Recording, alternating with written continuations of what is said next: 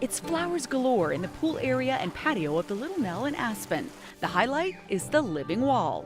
It's the Colorado sunrises and sunsets, sky and mountains in flowers. It's predominantly made out of lobelia for the sky, and then the petunias indicate the waves of the sunrise and sunset and the lower sky, and then coleus is what we use for the mountains. Just like gardener Arabella Beavers, you can shake a small stick through your petunias at home to keep them looking fabulous. So we try to put at least 30% of flowers that will feed bees, butterflies and insects. Like salvia. And if you want to increase bees within your garden, this is the best plant that you can use. Flanking the living wall are two identical gardens collectively called the Grace Kelly Garden.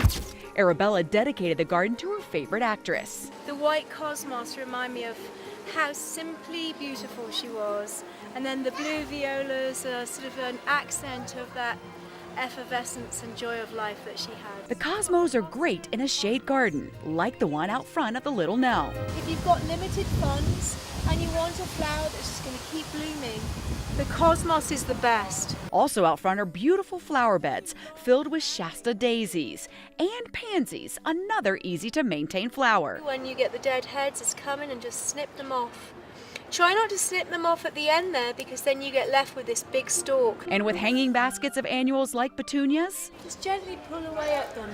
Or you can take your hands, just give them a shake.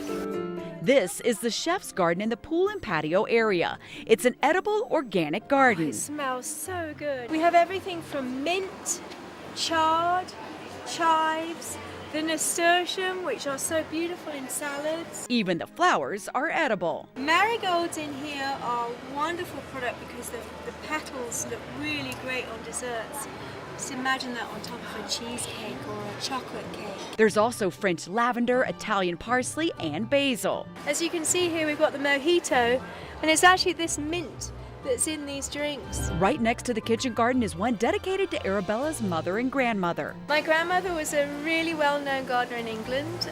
She worked on some very famous properties and even did some work with the royal family. Dahlias were her grandmother's favorite cutting flowers. Look how beautiful those are. Dahlias are a classic English flower, just part of the European garden influences throughout the Little Nell Gardens. This is the garden she designed for Element 47 restaurant. And there's lots of buzz about it. It's a perennial garden that's designed to self-seed, just get bigger and bigger every year. It's a really important flower because it's one of those that we can use to self-seed so that we don't have to continue repurchase flowers.